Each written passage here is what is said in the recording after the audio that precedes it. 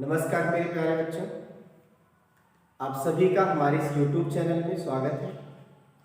जैसा कि आप सभी लोगों को पता होगा कि हमने इसके पिछले वीडियो में आपको डिप्रेशन एंड फ्रीजिंग पॉइंट के बारे में एक्सप्लेन किया था और मैंने आपको उसी वीडियो में ये भी बताया था कि मैं आपको अगले वीडियो में एक बड़े ही इम्पॉर्टेंट और इंटरेस्टिंग टॉपिक के साथ आऊँगा जिसका नाम है ऑस्मोटिक प्रेशर।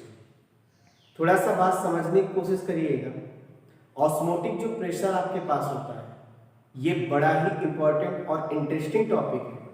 वो मैं इसलिए कह रहा हूँ क्योंकि ऑस्मोटिक प्रेशर से रिलेटेड जितने भी फिनोमिना होते हैं वो सब के सब कहीं न कहीं आपके लाइफ से रिलेटेड है और हम सभी लोगों को पता होना चाहिए कि लाइफ से रिलेटेड चाहे जो भी बातें हो वो कहीं न कहीं हमें बड़े आसानी से समझ में आती है।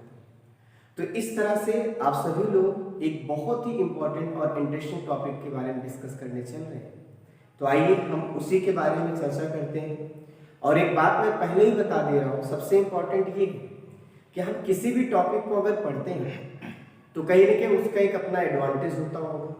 हम किसी भी टॉपिक को पढ़ते हैं तो कहीं ना कहीं उसका बोर्ड पेपर में क्वेश्चंस बनने के चांसेस होंगे।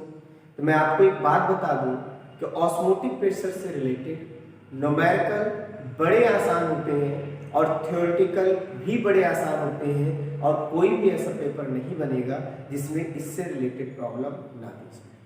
मेरे कहने का मतलब ये है कि आप समझिए कि ऑस्मोटिक प्रेशर जो आपका है इससे रिलेटेड आपके प्रॉब्लम्स रहेंगे आपके क्वेश्चंस पेपर में। ये इम्पॉर्टेंट ही नहीं बल्कि आपको कहीं ना कहीं बोर्ड पेपर में अच्छे नंबर दिलाने में पार्टिसिपेट करेगा।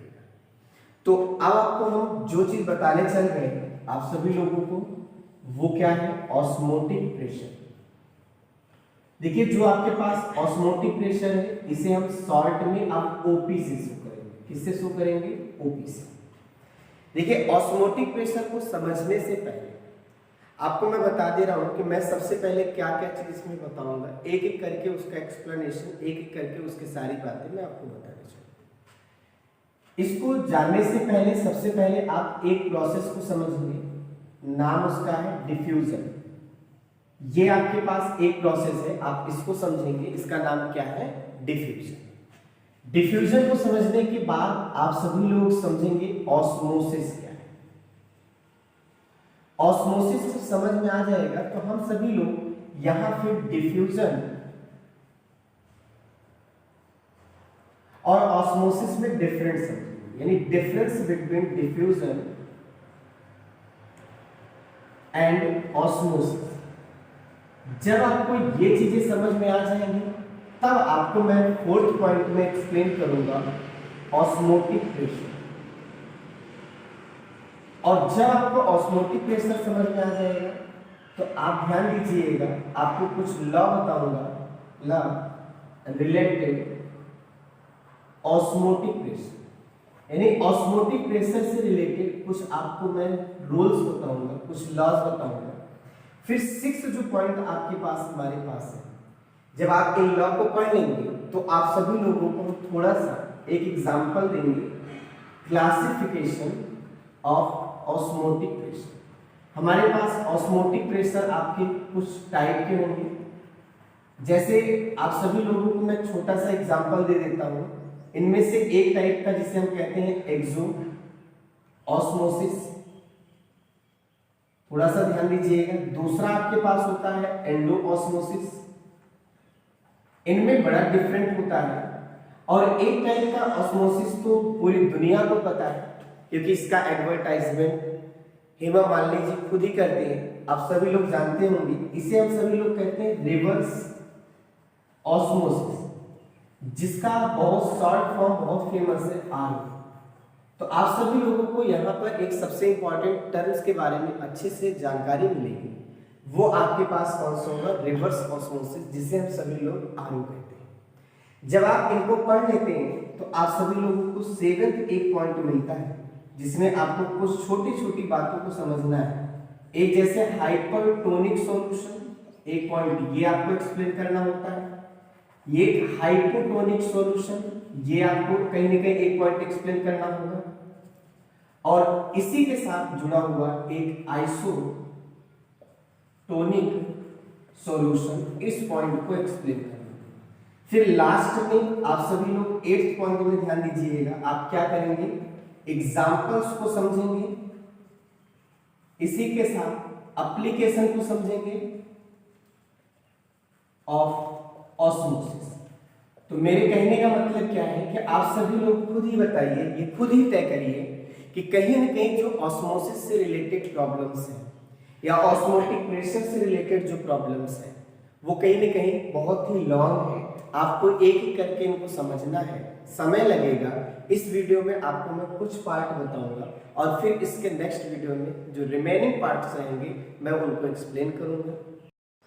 तो आइए एक एक पॉइंट को हम अच्छे से एक्सप्लेन करते हैं। जैसे आप सभी लोग ध्यान दीजिएगा, डिफ्यूजन, ऑस्मोसिस, ये सारे फिनोमेना बहुत ही आसान है, आपके लाइफ से रिलेटेड है। इनको बताने से पहले आपको छोटी सी जानकारी मेम्ब्रेन के बारे में देंगे।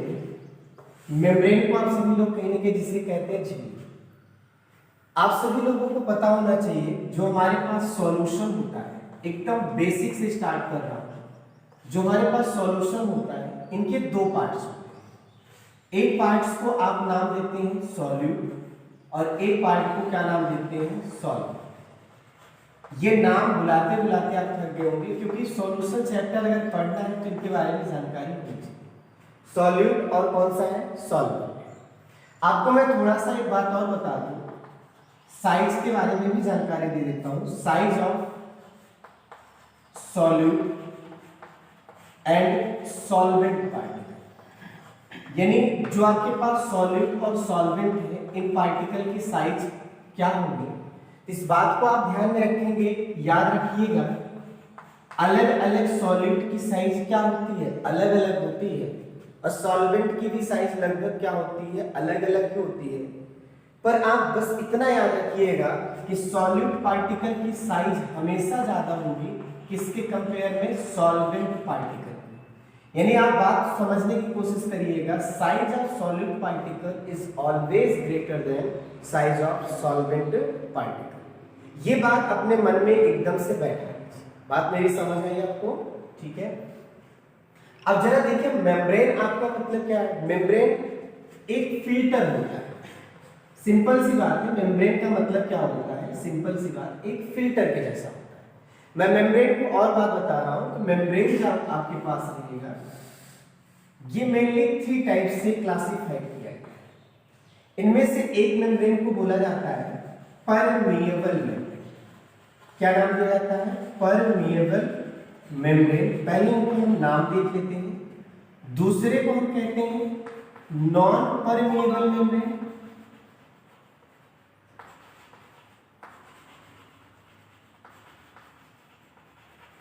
तीसरे को हम कहते हैं सेमी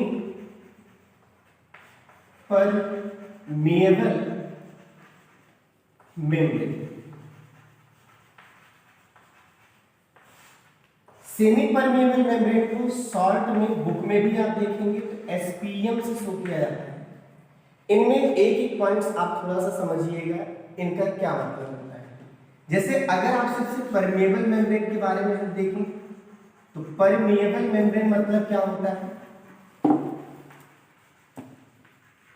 जैसे मान लीजिए ये कोई परमिएबल मेम्ब्रेन है, आप इस परमिएबल मेम्ब्रेन में कुछ छोटे छोटे क्या रहेंगे, होल्स रहेंगे इसी तरह से, ठीक है। आप क्या करेंगे, किसी सॉल्यूशन को इसमें डालेंगे। सॉल्यूशन डालने का मतलब है उसमें सॉल्यूट भी होगा और क्या होगा, सॉल्वेंट। तो आप देखेंगे पूरा का पूरा सॉल्यूशन जैसे इसमें आया वैसे पार हो जाएगा। मतलब ये वो मेम्ब्रेन होता है जो सॉल्यूट और सॉल्वेंट पार्टिकल दोनों को पार होने के लिए अनुमति देता है, अलाउ करता है, परमिट करता है।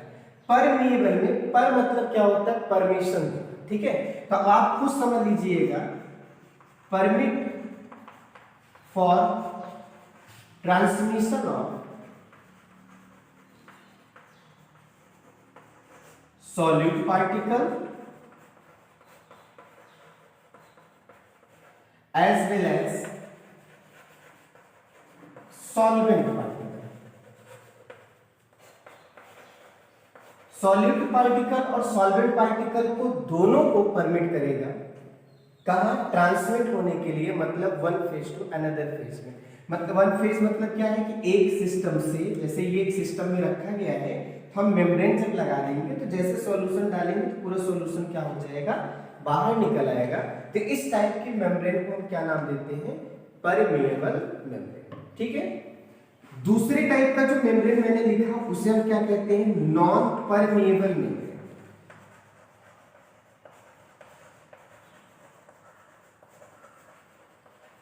इसको देखिएगा, नॉन परमेएबल मेम्ब्रेन मतलब क्या होता है, आप ये लिखेंगे no particle having permission for transmission. बात को समझने की कोशिश करिएगा। इसका मतलब क्या है कि ये जो मेम्ब्रेन होते हैं कुछ इस टाइप के होते हैं कि इन मेम्ब्रेन पे जब सॉल्यूशन को आप डालेंगे, जैसे ये आपके पास मेम्ब्रेन है, जब आप सॉल्यूशन को इसमें डालेंगे तो सॉल्यूशन का कोई भी पार्ट, चाहे सॉल्यूट हो चाहे सॉल्वेंट हो, वो आपका इस मेम्ब्रेन को क्रॉस नहीं कर पाएगा। तो ऐसे मेम्ब्रेन को हम क्या कहते हैं, नॉन परमेएबल मेम्ब्रेन। अच्छा, एक छोटी सी बात मैं आपसे कर रहा हूं कि अगर मैं आपसे इसी की डेफिनेशन को थोड़ा सा अलग करके बताऊं, जैसे अगर मैं ये कह दूं परमेएबल मेम्ब्रेन वो मेम्ब्रेन होता है जो सॉल्यूट पार्टिकल को क्या होता है, जिस मेम्ब्रेन में सॉल्यूट पार्टिकल क्या हो जाए, ट्रांसमिट हो जाए। ट्रांसमिट होने का मतलब या फिर क्रॉस हो जाए, यानी पार कर जाए। अब आप थोड़ा सा सोचिए, आप सोच रहे होंगे हम सॉल्यूट की चर्चा की बट सॉल्वेंट की नहीं की। ध्यान से देखिए मेरी इस बात को, जो मैंने आपसे कहा था सॉल्यूट पार्टिकल की साइज सॉल्वेंट से क्या होती है, ज्यादा होती है। अगर सॉल्यूट पार हो जा रहा है, मतलब बड़े साइज वाला पार्टिकल पार हो जा रहा है, तो छोटे साइज वाला तो अपने आप ही। बात मेरी समझ पाए। और हम इनकी डेफिनेशन कैसे दे सकते हैं, नॉन परमेएबल मेम्ब्रेन की डेफिनेशन ये दे सकते हैं कि एक ऐसा मेम्ब्रेन जिसमें सॉल्वेंट पार्टिकल पार ना हो। सॉल्वेंट जो पार्टिकल आपके पास है डज नॉट क्रॉस, यानी एक दूसरी तरीके से मैं आपको बता रहा हूं कि एक ऐसा मेम्ब्रेन जिसमें सॉल्वेंट का पार्टिकल क्रॉस न कर पाए। अब इसके हिसाब से क्या मिल रहा है, थोड़ा सा सोचो। सॉल्वेंट की साइज क्या है, सबसे कम है। जब सबसे कम साइज वाला पार नहीं हो पाएगा तो सॉल्यूट तो वैसे ही पार नहीं हो पाएगा। इस तरह से आप समझिए, दो तरीके से आप इन मेम्ब्रेन्स की डेफिनेशंस बना सकते हैं, बता सकते हैं कि what is permeable membrane and non permeable membrane. इस तरह से आपके पास ये दो टाइप के मेम्ब्रेन हमने पढ़ा। अब इन दोनों के बीच में एक टाइप की मेम्ब्रेन, इन दोनों के बीच में अगर आप देखो, इसमें क्या हुआ, पार हुए तो दोनों, इसमें क्या हुआ, अगर नहीं पार हुए तो भी दोनों। यहां दोनों पार हो जाएंगे, यहां दोनों नहीं पार होंगे, यही बात हो रही है। और सेमी परमेएबल मेम्ब्रेन जो थर्ड टाइप की मेम्ब्रेन होती है, वो इस चैप्टर का सबसे इंपॉर्टेंट और सबसे महत्वपूर्ण मेम्ब्रेन है, क्योंकि इस पूरे चैप्टर में या ऑस्मोटिक प्रेशर के फिनोमेना में आपको सेमी परमेएबल मेम्ब्रेन के बारे में ही पूछा है। जैसे अगर हम सेमी परमेएबल मेम्ब्रेन में सेमी वर्ड की बात करें तो आप सभी लोगों को पता होना चाहिए सेमी का मतलब क्या होता है। सेमी मतलब होता है 1/2। सेमी मतलब क्या होता है, 1/2।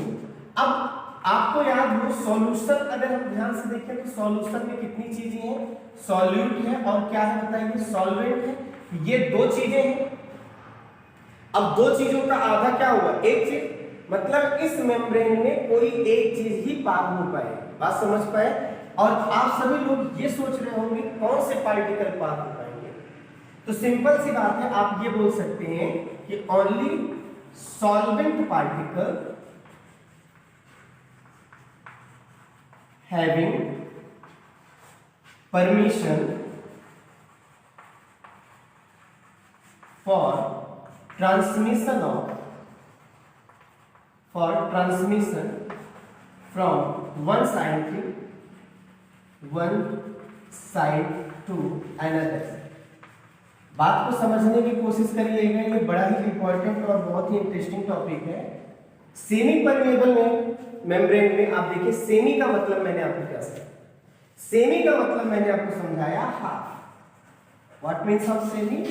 Semi is 1/2 and solution having two particles, two type of particle, first is solute and second is solvent।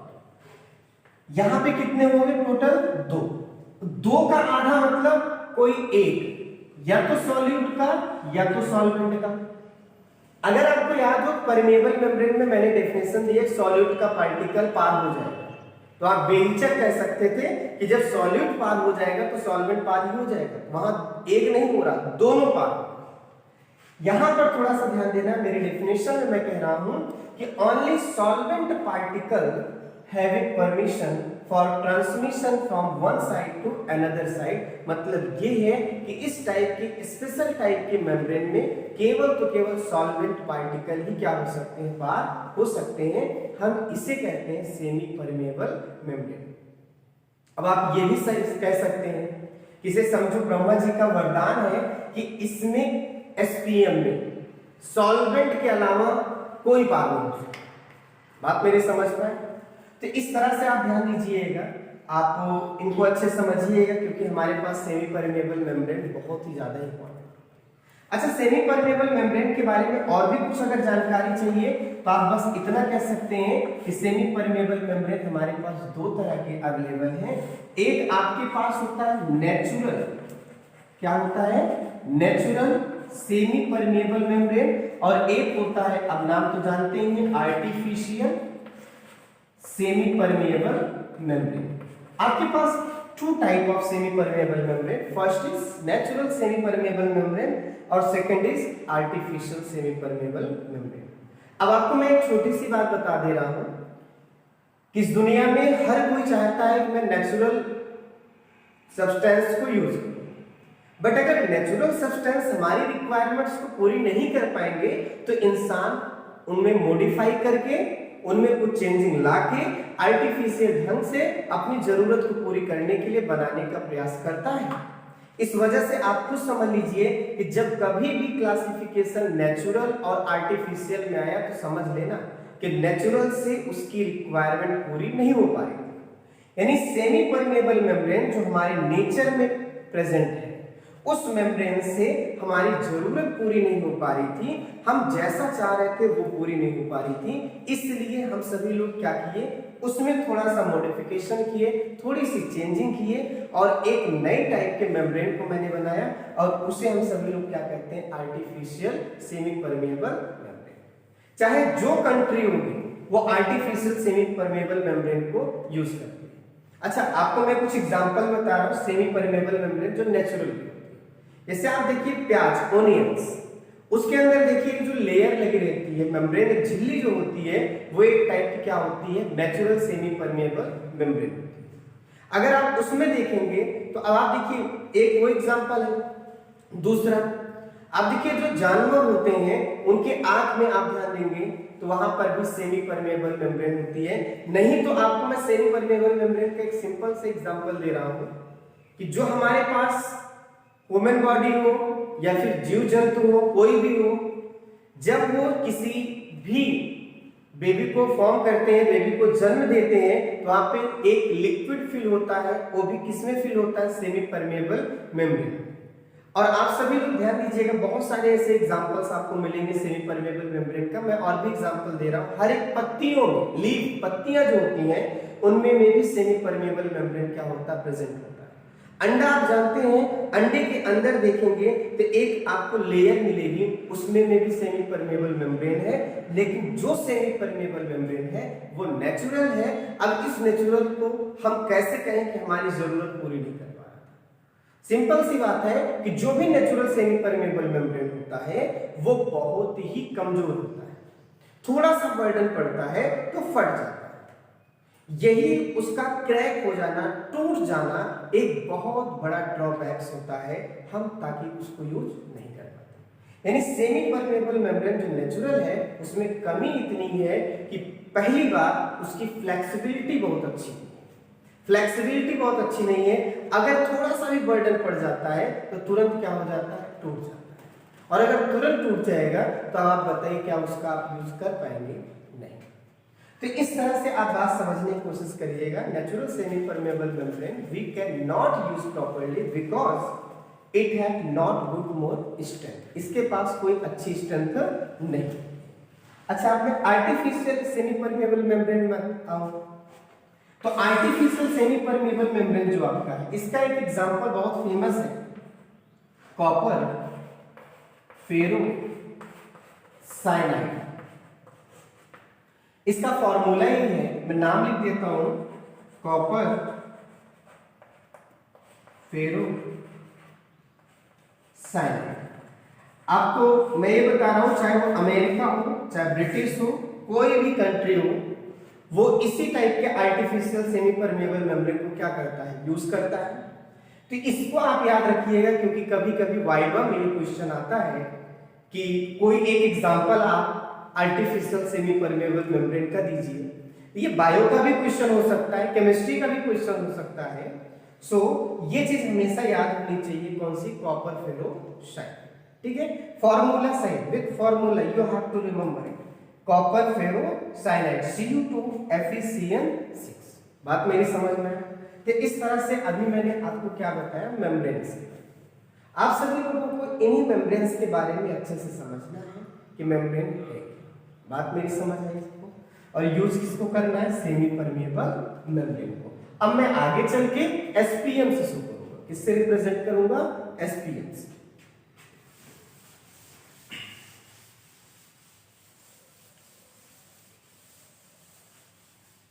देखिए, इसके बाद जो आपके पास छोटा सा टॉपिक है, अब मैं आता हूं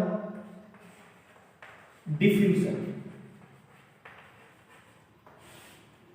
जब आप डिफ्यूजन समझ लेंगे, उसके बाद ऑस्मोसिस, फिर उसके बाद एक एक करके हम स्टेप बाय स्टेप सबको समझते चलेंगे।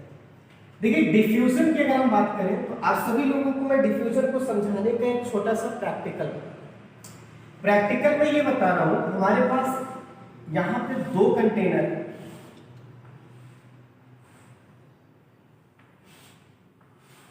कुछ इस तरह से सिस्टम बना हुआ है।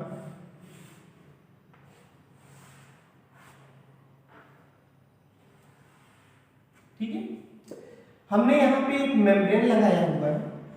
ये जो मेम्ब्रेन आपके पास होता है, ये सिंपल मेम्ब्रेन है। अब सिंपल मेम्ब्रेन मतलब क्या है कि ये एक स्पेशल टाइप का सेमी परमेबल मेम्ब्रेन है। ठीक है, अब आप क्या करते हैं, ये जो कंटेनर ए है, एक कंटेनर हमने क्या लिया, बी लिया। अब यहाँ पे ये कंटेनर की बात हो रही है, ये आपके पास कंटेनर फर्स्ट है और ये कौन सा है, सेकंड है। मैंने इसमें क्या रखा है, प्योर अमोनिया रखा है। अमोनिया की फिजिकल स्टेट क्या होती है, गैस होती है। तो जब ये गैस रहेगी तो 100% रैंडमली ये क्या करेगा, मोशन करेगा। यहां पे मैंने एक और गैस को फिल किया है, HCl, हाइड्रोक्लोरिक। ठीक है, आपको मैं बताऊं, ये इनिशियली कलरलेस रहेगा, ये भी कलरलेस रहेगा। ठीक है, थोड़ा सा बात समझने की कोशिश करिए। अब आप क्या करते हैं, यहां पे आपने क्या लगाया है, सेमी परमेबल मेम्ब्रेन। अच्छा, मान लीजिए यहाँ पे मैंने ऑन ऑफ करने के लिए अगर यहाँ पे गेट लगा देता है, स्विच लगा देता है, जिससे हमने क्या किया, इसको ऑन ऑफ किया है। ऑफ करने का मतलब क्या निकल रहा है कि यहाँ पर गैस ये आपस में कांटेक्ट में नहीं है। ठीक है, अब हम क्या करते हैं, इसको निकाल लेते हैं। निकालने का मतलब क्या है कि ये हिस्सा पूरा क्या कर देते हैं, ऑन कर देते हैं। जब ऑन कर देंगे तो केवल यही आपके पास मेम्ब्रेन बचे। ये मेम्ब्रेन मेरी कैसी है, सिंपल मेम्ब्रेन। समझ आ रहा है? तो आप देखेंगे यहाँ पर ये जो आपके पास पूरा सिस्टम है, या फिर ये जो आपके पास सिस्टम है, मैंने जैसे आपसे कहा था कलरलेस था, आप देखेंगे यहाँ पे क्लाउड बन जाएगा, थोड़ा सा धुंधला दिखने लगेगा, थोड़े से धुएं टाइप का दिखने लगेगा। यहाँ पर भी आप क्या कहेंगे, क्लाउड्स दिखेंगे। यहां पे क्लाउड्स दिखाई दे रहा है या यहां क्लाउड्स दिखाई दे रहा है, ऐसा क्यों दिखाई दे रहा है, वो सारी बातों को आप थोड़ा समझिए। क्यों? क्योंकि जब आप सभी लोग अमोनिया को HCl में मिलाते हैं, रिएक्शन के बाद NH4Cl बनता है, जो एक टाइप का क्लाउड है। यहां आप क्या पा रहे हैं, इसमें धुंधलापन दिखने का मतलब है कि यहां का अमोनिया कहीं ना कहीं किसमें आया है, HCl में। और इसमें धुंधलापन होने का मतलब है कि यहाँ का HCl किसमें आया है, अमोनिया में आया है। और अमोनियम और HCl आपस में मिलकर क्या बना है, अमोनियम क्लोराइड, जो एक क्लाउड जैसा क्या होता है, दिखता है। इस तरह से देखिए कि क्या HCl की गैस अमोनिया मिली या क्या अमोनिया HCl में मिला, तो क्या हम यहाँ ये बोल सकते हैं intermixing of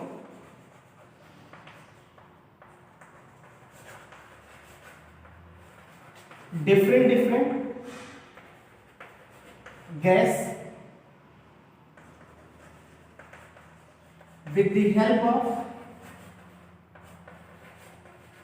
simple membrane।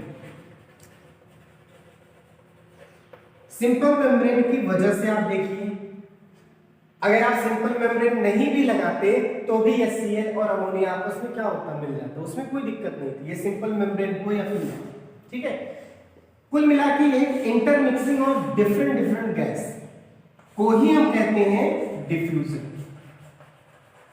What is diffusion?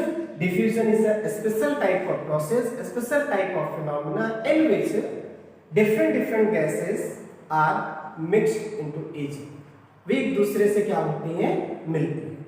उम्मीद है आपको यह चीज समझ में आया होगा। जैसे मैंने ये एग्जांपल दिया है, बिल्कुल इसी तरह से मैं आपको एक और एग्जांपल दे रहा हूं, थोड़ा सा ध्यान दीजिए। ये तो मैंने गैसों का दिया है, अब मैं आपको लिक्विड्स का दे रहा हूं। लिक्विड्स का देने का मतलब क्या है, हमारे पास यहाँ पे फिर से 2 कंटेनर लिया गया है,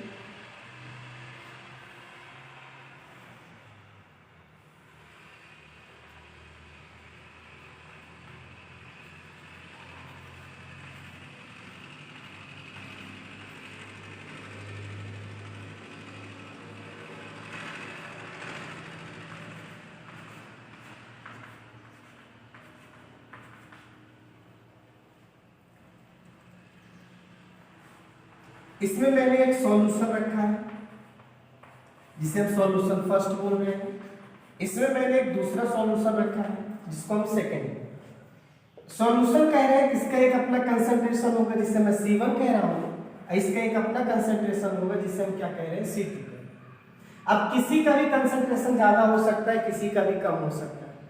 आप ये मानकर चलिए कि let us suppose that if concentration of first type of solution is more than second type of solution, मतलब that is the first case from our side। ये मेरी तरफ से एक केस मैंने आपको बताया है कि अगर पहले कंटेनर का सॉल्यूशन का कंसंट्रेशन ज्यादा है किससे, C2 से। अच्छा, इसका कंसंट्रेशन ज्यादा होने का मतलब क्या निकलता है कि अगर मैं मान लूं थोड़ी देर के लिए यहाँ पे सॉल्यूट आपके पास या फिर सॉल्वेंट, आप ध्यान दीजिएगा, दो ही चीज, सॉल्यूशन में दो ही चीज होता है। सॉल्यूट को हम किससे रिप्रेजेंट करते हैं, Nb से, और सॉल्वेंट को किससे रिप्रेजेंट करते हैं, Na से। ये C1 है इसलिए Nb1 लिख दे रहा हूं, Na1 लिख दे रहा हूं, थोड़ा सा समझने की कोशिश करिए। उसी तरह यहाँ Nb2 लिख दे रहा हूं और यहाँ पे Na2 लिख दे रहा हूं। थोड़ा सा इनके बारे में एनालिसिस करें। मैं कह रहा हूं C1 का कंसंट्रेशन ज्यादा है किससे, C2 से। इसका मतलब क्या है कि Nb1 मतलब सॉल्यूट पहले कंटेनर में ज्यादा है किससे, सेकंड कंटेनर के सॉल्यूट। ध्यान दीजिए यहाँ दोनों की क्वांटिटी एकदम इक्वल है।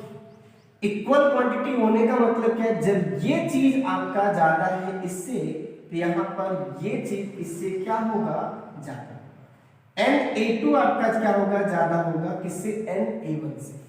यानी आप खुद बोल सकते हैं कि जो सॉल्यूट आपका पहले कंटेनर में है, यहां पर आप मैं लिख दे रहा हूं कि यहां मोर सॉल्यूट प्रेजेंट है एंड लेस सॉल्वेंट, ये मैं लिख दे रहा हूं समझने के लिए। और यहां पर क्या है देखिए, लेस सॉल्यूट है एंड मोर सॉल्वेंट, ये एक दूसरे के से कंपेयर करके मैं बता रहा हूं, थोड़ा सा समझना और भी आसान हो जाएगा। फिर मैंने इनको एक दूसरे को कनेक्ट किया।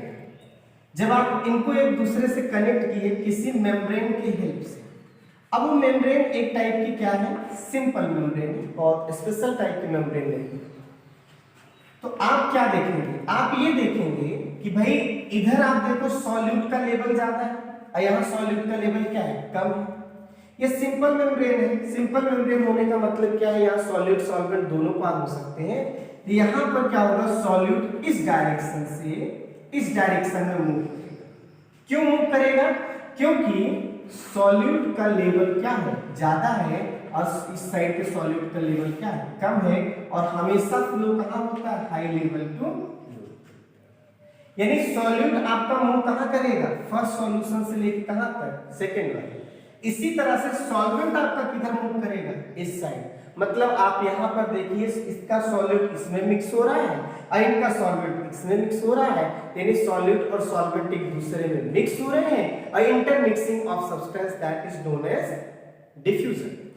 और अगर आप यहां पर थोड़ी देर के लिए देखें, ये कब तक मिक्स होता रहेगा, ये तब तक मिक्स होता रहेगा जब तक कि दोनों साइड सॉल्यूट का लेवल बराबर ना हो जाए या दोनों साइड सॉल्वेंट का लेवल बराबर ना हो जाए। ये इक्विलिब्रियम आने तक ये ऐसा मूवमेंट चलता रहेगा। अब जैसे मैं यहां कह रहा हूं कि सॉल्यूट आपका यहां से यहां गया, सॉल्वेंट आपका यहां से यहां आया। बच्चों के मन में कभी कभी क्वेश्चन उठता है, क्या सॉल्यूट आपका यहां से यहीं जाएगा, यहां से यहां नहीं आ सकता है? आ सकता है, इसने कोई पाप नहीं किया, ये भी आ सकता है। बस अंतर केवल इतना है कि जो सॉल्यूट यहां है बहुत ज्यादा है। 200 मॉलिक्यूल अगर इधर जा रहे हैं तो 10-20 इधर आ जाएंगे, उसमें कोई दिक्कत नहीं। लेकिन जो नेट आपका मूवमेंट होगा वो from one solution to second solution for solute particle. बात मेरी समझ में है? इसलिए आप इस चैप्टर में थोड़ा सा नेट मूवमेंट की चर्चा करिएगा, आप मूवमेंट की बात मत करिएगा। क्योंकि मूवमेंट की जब बात करेंगे तो कई लोगों को ऐसा लगता है कि यहाँ पे, जैसे मैं कह दिया कि यहाँ के सॉल्यूट पार्टिकल इसमें जा रहे हैं, इसमें मूव कर रहे हैं। अक्सर बच्चे कंफ्यूज होते हैं कि यहाँ से यहाँ मूव कर रहे हैं वो इसलिए क्योंकि इनका लेवल ज्यादा है और इनका क्या है, सॉल्यूट का कम है, राइट। लेकिन बच्चों के मन में ये भी क्वेश्चन हो सकता है, क्या यहाँ के सॉल्यूट के पार्टिकल इस साइड आ सकते हैं? आ सकते नहीं, वो आ रहे हैं। अंतर केवल इतना है, बहुत कम तादाद में है, बहुत कम संख्या में है। इसलिए नेट मुझे क्या लग रहा है, यहाँ से यहाँ, फ्रॉम यहाँ टू। देखिए अभी आपको मैंने जो भी 2 एग्जांपल दिया, सॉलिड या लिक्विड का लेके तो या गैस को, तो आप सभी लोगों को मैंने एग्जांपल दिया डिफ्यूजन। डिफ्यूजन के केस में आप देख रहे थे सॉलिड, जो सॉल्यूट पार्टिकल थे और सॉल्वेंट पार्टिकल थे, वो अपने high level to low level की ओर फ्लो कर रहे थे और तब तक कर रहे थे जब तक कि वे एक दूसरे के इक्वल ना हो। अब हम डिफ्यूजन को समझ चुके हैं, अब आते हैं हम एक नेक्स्ट टॉपिक पे जिसका नाम क्या है, ऑस्मोसिस। फिर उसके बाद आप सभी लोगों को हम डिफ्यूजन और ऑस्मोसिस में डिफरेंस बताएंगे। फिर उसके आगे की पूरी कहानी आपको नेक्स्ट वीडियो में मिलेगी। जैसे अगर हम ऑस्मोसिस की बात करते हैं, इसके लिए एक प्रैक्टिकल जैसा आपको मैं बता रहा हूं, थोड़ा सा आप इसको समझने की कोशिश करिए। प्रैक्टिकल केवल इतना है, अगर मैं मानता हूं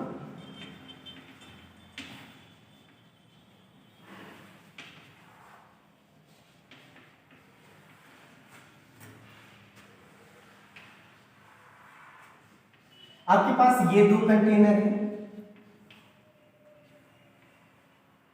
ठीक है। इन 2 कंटेनर में हमने क्या किया है, एक कंटेनर में मैं आपको बता रहा हूं, आप सभी लोग सॉल्यूशन को रखे हुए हैं, दूसरे कंटेनर में आप प्योर सॉल्वेंट रखे हैं। क्या चीज रखी है, प्योर सॉल्वेंट। और आप इतना याद रखिएगा कि यहां पर हम जो लिक्विड्स हैं उनके लेवल क्या है, सेम। मतलब ये जो आपके पास लिक्विड है दोनों का लेवल क्या है, सेम है। कंटेनर का साइज भी सेम है। मतलब ये जितना क्वांटिटी प्योर सॉल्वेंट का है मैंने उतना ही किसका लिया है, सॉल्यूशन। ठीक है। अच्छा थोड़ा सा एनालिसिस यहाँ पे कर लीजिए कि इसमें अगर हम देखें तो क्या कोई सॉल्यूट है, तो आप बोल सकते हैं कि इसमें सॉल्यूट कितना है, 0। लेकिन सॉल्वेंट की बात करें तो सॉल्वेंट आपका क्या है, 100%। कैसा है, 100%। बात समझ में आया? इसी जगह सॉल्यूशन में ध्यान दीजिएगा, इसमें आपके पास कुछ क्या प्रेजेंट है, सॉल्यूट, यानी सॉल्यूट के कुछ मोल्स इसमें हैं और इसमें कुछ सॉल्वेंट के मोल। ठीक है, अगर सॉल्वेंट 100% रहेगा तो उनके मोल्स को हम एक काम करते हैं N नॉट A से शो करते हैं। नॉट मतलब प्योर को शो करता है। अब आप मुझे बताइए कि इसमें सॉल्वेंट की क्वांटिटी और इसमें सॉल्वेंट की क्वांटिटी किसमें ज्यादा है। तो आप देख के बता सकते हैं कि जो आपके पास प्योर कंडीशन में है उसमें क्वांटिटी ज्यादा है, किसके कंपेयर में, सॉल्यूशन। यानी इसमें आप बोल सकते हैं मोर सॉल्वेंट, बात समझने की कोशिश करिएगा, और इसमें बोल सकते हैं लेस सॉल्वेंट, ये आप बात समझ। ठीक है, तो ये तो आपको एक जनरल आइडिया मैंने आपको थोड़ा सा दिया। अब आपको इन दोनों कंटेनर को कनेक्ट करना है, इनके बीच में एक कनेक्शन में बना रहा हूं, और वो कनेक्शन जब बनाया तो इनके बीच में एक हम स्पेशल टाइप की मेम्ब्रेन, जिसके बारे में अभी मैं थोड़ी देर पहले डिस्कस कर चुका हूं, सेमी परमेबल मेम्ब्रेन को यूज किया। जब आपने सेमी परमेबल मेम्ब्रेन को यूज किया उसके बाद क्या किया, स्टार्टिंग में दोनों का लेवल सेम है, ध्यान दीजिएगा, स्टार्टिंग में दोनों का लेवल क्या है, सेम है। हमें सेमी परमेबल मेम्ब्रेन के लिए एक कैरेक्टर पता है कि ये केवल सॉल्वेंट पार्टिकल को पार होने देता है। अब आप खुद बताइए, कोई भी चीज बहती कब है, जब लेवल में क्या हो, डिफरेंट, और हमेशा बहेगी high level to low level. जैसे अगर वाटर भी फ्लो होता है तो हाई लेवल टू कहां होता है, लो होता है। हीट भी फ्लो होता है तो high temperature to low temperature होता है। करंट भी फ्लो होता है तो high voltage to low voltage. बिल्कुल उसी तरह से आप समझिए, ये नेचर ने रूल बनाया है, या ये नेचर का रूल है, हमेशा बहाव लो लेवल की तरफ होगा, यानी flow of any substance from high level to low level, that's is natural rule. ये आपका एक नेचुरल रूल है, ये आप सभी लोगों को पता होना चाहिए। यहां पे मैंने सेमी परमेबल मेम्ब्रेन लगाया है। अब आप बताओ, यहां पर भी सॉल्वेंट है, यहां पर भी सॉल्वेंट है। मैं कह रहा हूं कि सेमी परमेबल मेम्ब्रेन केवल सॉल्वेंट को ही अलाउ करेगा। अब आप बताइए, यहां पे सॉल्वेंट कम है और यहां पे सॉल्वेंट क्या है, ज्यादा है, यानी सॉल्वेंट का लेवल यहां ज्यादा है और यहां पर क्या है, कम है। तो आप खुद कह सकते हैं कि यहां पर सॉल्वेंट के पार्टिकल क्या होंगे, प्योर सॉल्वेंट से सॉल्यूशन की तरफ जाएंगे कि नहीं जाएंगे। मेरी बात समझ आ रही है? तो आप सभी लोग क्या बोल सकते हैं, फिर से मैं एक छोटा सा वर्ड लिख रहा हूं, net movement of solvent particle कहां से कहां तक, from pure solvent to solution with the help of SPM। Semi permeable membrane की वजह से सॉल्वेंट पार्टिकल का प्योर सॉल्वेंट से सॉल्यूशन की तरफ मूव करना ही क्या कहलाता है, ऑस्मोसिस। यानी आप बोल सकते हैं that phenomena is known as osmosis। हम इसी फिनोमेना को किस नाम से जानते हैं, ऑस्मोसिस के नाम से। अब आप बताइए कि जब सॉल्वेंट पार्टिकल इधर से इधर आएगा तो कहीं ना कहीं इसका लेवल क्या होगा, बढ़ेगा, लेवल बढ़ेगा, और इसका लेवल सॉल्यूशन इसका थोड़ा सा क्या होगा, कम होगा। अच्छा, सॉल्वेंट पार्टिकल कब तक आता रहेगा, सॉल्वेंट पार्टिकल तब तक आता रहेगा जब तक इस साइड का सॉल्वेंट पार्टिकल का लेवल और इस साइड का लेवल एक दूसरे के इक्वल ना हो जाए। जैसे एक दूसरे के इक्वल हो जाएगा ये मोमेंट क्या हो जाएगा, कम। जैसा कि मैंने अभी आपको थोड़ी देर पहले कहा था कि सॉल्वेंट पार्टिकल यहां से यहां आ रहा है, ये मत समझो कि यहां से यहां नहीं जा रहा है, यहां से यहां आ रहा है, मेजॉरिटी में है, यहां से यहां जा रहा है माइनॉरिटी में। नेट मुझे जो नजर आएगा वो यहां से कहां आएगा, यहां तक आएगा। इसलिए हम सभी लोग मोमेंट वर्ड को यूज नहीं करेंगे, क्योंकि मोमेंट तो दोनों साइड हो रहा है, एक साइड मेजॉरिटी और एक साइड माइनॉरिटी। याद रखिए, इसलिए हम सभी लोग किसको यूज करेंगे, नेट मोमेंट को यूज करेंगे। तो आप इस बात को थोड़ा सा समझने की कोशिश करिए। ये आपका ऑस्मोसिस फिनोमेना को डिफाइन करने का पहला तरीका है कि net movement of solvent particle from pure solvent to solution with the help of semi permeable membrane, that phenomena is known as osmosis. Osmosis को समझने का आपने ये पहला एग्जांपल देखा, एक ऐसे डेफिनेशन देखा। अब मैं आपको एक दूसरा एग्जांपल बता रहा हूं और एक दूसरी डेफिनेशन भी दे रहा हूं, उसे भी आप समझिए।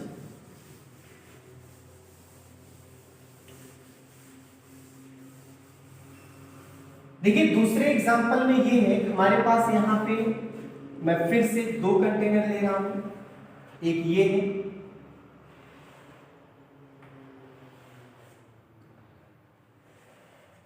ठीक है। साइज अगर थोड़ी सी बड़ी छोटी हो गई हो तो कोई दिक्कत नहीं, यहाँ पे आप बस अपने आप में समझते रहिएगा, साइज दोनों की एकदम से क्या है, इक्वल। अब आप जरा ध्यान से देखिएगा, इस कंटेनर में, इस कंटेनर में मैंने क्या किया है, यहां पर जो मैंने ये कंटेनर लिया हुआ है, इसमें मैंने एक सॉल्यूशन रखा हुआ है और इसमें मैंने भी एक सॉल्यूशन रखा। तो इस सॉल्यूशन को हम फर्स्ट बोल रहे हैं और इस सॉल्यूशन को हम सेकंड बोल रहे हैं। दोनों एक फिक्स क्वांटिटी में रखे हैं, सेम क्वांटिटी में रखे हैं, मतलब जितना इसमें है बिल्कुल उतना ही इसमें।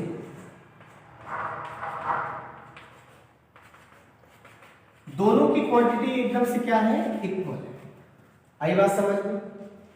अंतर क्या है कि एक सॉल्यूशन मैंने क्या किया है, ध्यान दीजिए, इसका कंसंट्रेशन मान लो C1 है और इसका कंसंट्रेशन मान लो C2 है, और अब आप खुद कह सकते हैं किसी का भी कंसंट्रेशन ज्यादा हो सकता है, किसी का भी कम हो सकता है, ये आप पे डिपेंड करता है। अब हम सोचते हैं, let us suppose that if first type of solution having more concentration with respect to second type of solution, मतलब ये हम सपोज कर रहे हैं कि अगर C1 is greater than C2 है, ये हमारा केस जो मैंने फर्स्ट बनाया है, ये let us suppose that C1 is greater than C2, यानी ये कंसंट्रेटेड है और ये कम कंसंट्रेटेड, ठीक है। ऐसा भी बोल सकते हैं कि ये कंसंट्रेटेड है तो ये डाइल्यूटेड है। आई बात समझ में? अच्छा, इन दोनों में अंतर क्या है? अंतर ये है कि जो C1 वाला सॉल्यूशन है, ये जो सॉल्यूशन है, इस सॉल्यूशन में कह रहा हूं कंसंट्रेटेड सॉल्यूशन है, इसका मतलब क्या निकल रहा है कि जो सॉल्यूट की क्वांटिटी होगी वो ज्यादा होगी, सॉल्वेंट की क्वांटिटी क्या होगी, कम होगी। लेकिन ये किसी के रेस्पेक्ट में, अगले वाले सॉल्यूशन के रेस्पेक्ट में। अगले वाले सॉल्यूशन जो C2 आपके पास सेकेंड टाइप का सॉल्यूशन है, आप उसके रेस्पेक्ट में देखो, यहाँ ये डाइल्यूटेड है, तो यहाँ पे सॉल्यूट की क्वांटिटी जो पहले वाले सॉल्यूशन में ज्यादा है, यहाँ पे थोड़ा सा कम लेस अमाउंट में होगा, और यहाँ पे सॉल्वेंट थोड़ा सा क्या होगा, ज्यादा। क्या होगा जब मैं इन दोनों कंटेनर को एक सेमी परमेबल मेम्ब्रेन के हेल्प से जोड़ देता हूं? आप बस इतना विचार कर लीजिए कि क्या होगा जब इन दोनों को हम सेमी परमेबल मेम्ब्रेन से जोड़ देंगे। तो मुझे पता है कि सेमी परमेबल मेम्ब्रेन केवल सॉल्वेंट पार्टिकल को जाने देगा, सॉलिड को तो जाने नहीं देगा। यानी आप बोल सकते हैं सॉलिड पार्टिकल ज्यादा हो कम हो, इससे कोई लेना देना नहीं। लेना देना अगर कोई है तो केवल सॉल्वेंट पार्टिकल से। और सॉल्वेंट पार्टिकल ज्यादा किसमें है? इसमें सॉल्वेंट, आप ध्यान दीजिएगा, यहाँ पे सॉल्वेंट का जो लेवल है वो थोड़ा सा क्या है, ज्यादा है। ये तीर की जो लंबाई है, ये लेंथ ऑफ जो एरो है मैं इससे दिखा दे रहा हूं और यहाँ एक छोटा लेंथ बना रहा हूं, यानी आप थोड़ा सा एरो से समझ जाइए कि जो सॉल्वेंट है किसमें ज्यादा है और किसमें क्या है, कम है। Level of solvent here is more than here, यहां आपका ज्यादा है, यहां पे क्या है, कम है। तो सॉल्वेंट पार्टिकल कहां से कहां मूव करता है, कोई भी पार्टिकल मूव करेगा from high level to low level. तो अब आप खुद बताइए सॉल्वेंट का पार्टिकल क्या ऐसा मूवमेंट शो करेगा, यानी क्या डाइल्यूट से कंसंट्रेटेड की तरफ जाएगा। तो मैं फिर से लिख सकता हूं क्या, net movement of solvent particle from, कौन सा सॉल्यूशन है, डाइल्यूट सॉल्यूशन। अच्छा, डाइल्यूट सॉल्यूशन को क्या ऐसा बोल सकते हैं, लेस कंसंट्रेटेड सॉल्यूशन, बिल्कुल सही है। From dilute solution to concentrated solution, right. किसके हेल्प से ऐसा हो रहा है, with the help of semi permeable membrane, ठीक है।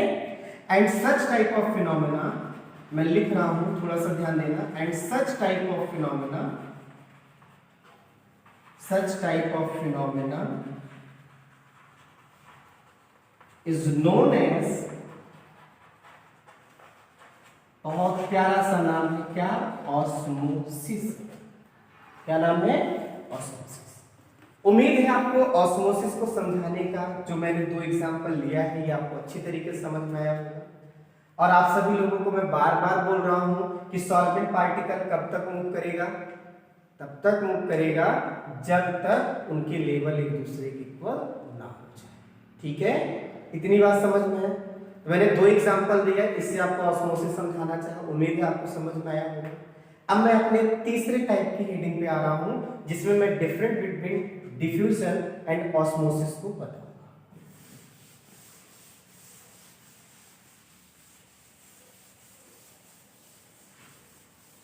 क्या है different between diffusion and osmosis. ध्यान दीजिएगा, मैं इस साइड डिफ्यूजन को बता रहा हूं, इस साइड ऑस्मोसिस को। जिसमें पहला, अगर आपसे मैं पूछूं डिफ्यूजन के केस में सॉल्यूट और सॉल्वेंट में कौन सा पार्टिकल पार हो रहा था मेम्ब्रेन की हेल्प से, तो आप बोलेंगे both type of particle, both type of particle will cross, या both type of particle are cross, ठीक है। चाहे वो सॉल्यूट होगा,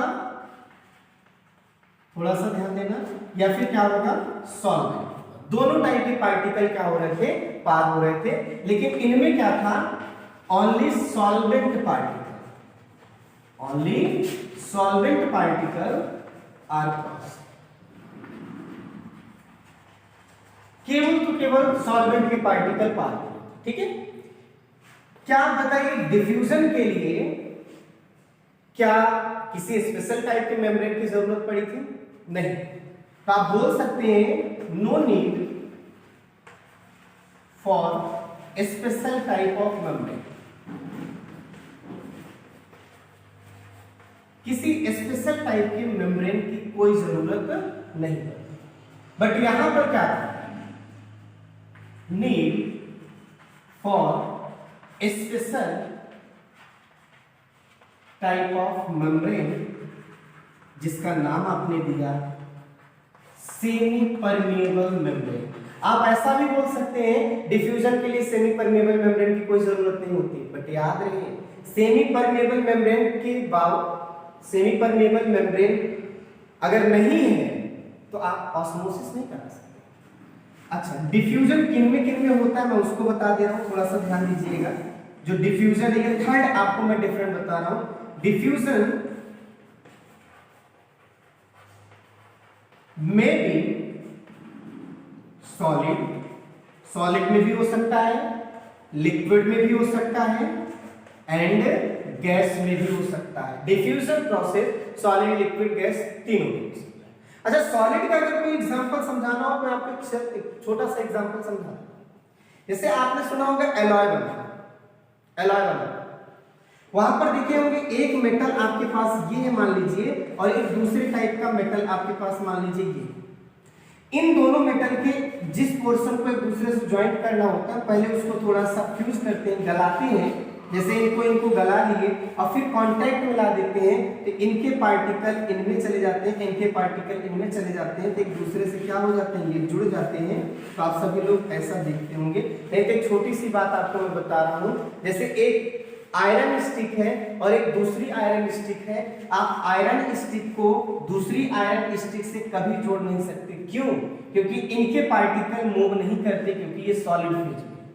जब इनको एक दूसरे से जोड़ना होता है, हम पहले इनको थोड़ा सा गर्म करते हैं, जब गर्म करते हैं तो थोड़ा सा मेल्ट होते हैं, और जब मेल्ट होते हैं तो इनके पार्टिकल में थोड़ी सी फ्रीडम आती है, इन दोनों को चिपका देते हैं, और जब चिपका देते हैं तो इनके पार्टिकल इनमें और इनके पार्टिकल इसमें हो जाते हैं, तब ये आपस में क्या हो जाता है, जुड़ जाता है। तो खुद देखिए क्या इंटरमिक्सिंग ऑफ पार्टिकल्स हो रहे हैं। तो intermixing of particles, that phenomena is known as diffusion. यही मैंने आपको डेफिनेशन बताया था। तो आप बोलेंगे diffusion process are applicable on solid, liquid and also gas। मैंने गैस और लिक्विड का एग्जांपल दिया, सॉलिड का भी दे दिया, हो गया पूरा। ठीक है, अब इसमें आप देखेंगे थर्ड पॉइंट, ऑस्मोसिस के लिए क्या होगा, आप बोलेंगे osmosis phenomena only applicable on solution। ये केवल तो केवल सॉल्यूशन पर एप्लीकेबल होगा, या ठीक है। ये मैंने तीन आपको बताया है। चौथा बड़ा गजब का है, ध्यान दीजिए। चौथा इसलिए बहुत अच्छा है क्योंकि यहां पर आप ध्यान दीजिएगा, चौथा इसमें क्या है डिफ्यूजन में, जैसे एक बार डिफ्यूजन स्टार्ट हो गया तो हम उसे बीच में कहीं स्टॉप नहीं कर सकते, बीच में रोक नहीं सकते, यानी कैन नॉट स्टॉप, या फिर हम उस पर कोई कंट्रोल नहीं कर सकते अगर डिफ्यूजन एक बार स्टार्ट हो जाता है तो। यानी डिफ्यूजन जब चालू हो गया तो वहां पे आप कंट्रोलिंग नहीं कर सकते, अपना कहीं कब हम स्टॉप करना चाहिए सब कुछ भी नहीं कर सकते। बट अगर आपके पास ऑस्मोसिस फिनोमेना हो रहा है तो आप इस पर कंट्रोल कर सकते हैं, कंट्रोल कर सकते हैं इसको, जब चाहे आप तब क्या कर सकते हैं, स्टॉप कर सकते हैं। ये आपके पास ऑस्मोसिस फिनोमेना है। तो आप सभी लोग ध्यान दीजिएगा, आप सभी को हमने क्या बताया है, ऑस्मोसिस। हाँ, और एक बात बोल सकते हैं कि अगर आप डिफ्यूजन और ऑस्मोसिस में पेपर में अक्सर जो है एक दो डिफरेंट पूछ लेता है, तो आपको ये मैं चार बताया हूं तो कम से कम दो तो याद होना चाहिए, और चारों में कोई भी ऐसा डिफरेंट नहीं है जो आपको ना समझ में आए। ये मैं चैलेंज करता हूं इसलिए क्योंकि मैं बताया। और आप सभी लोग याद रखिएगा, इसके आगे वाले वीडियो में आप सभी लोगों को मैं ऑस्मोटिक प्रेशर के बारे में एक्सप्लेन करूंगा। आज के लिए बस इतना ही। आप सभी लोग मेरे इस वीडियो को शेयर करना मत भूलिएगा, जितना ज़्यादा से ज़्यादा हो सके शेयर करिए, क्योंकि इस लॉकडाउन के टाइम पे काफ़ी बच्चों को हेल्पफुल हो जाएगा। और इसीलिए हमारा क्या है, मेहनत जारी है ताकि और बच्चों का ज़्यादा से ज़्यादा बेनिफिट मिले, क्योंकि हमारी मेहनत आपका रिजल्ट यही एक रिलेशन है आपकी और हमारे बीच में। Thank you.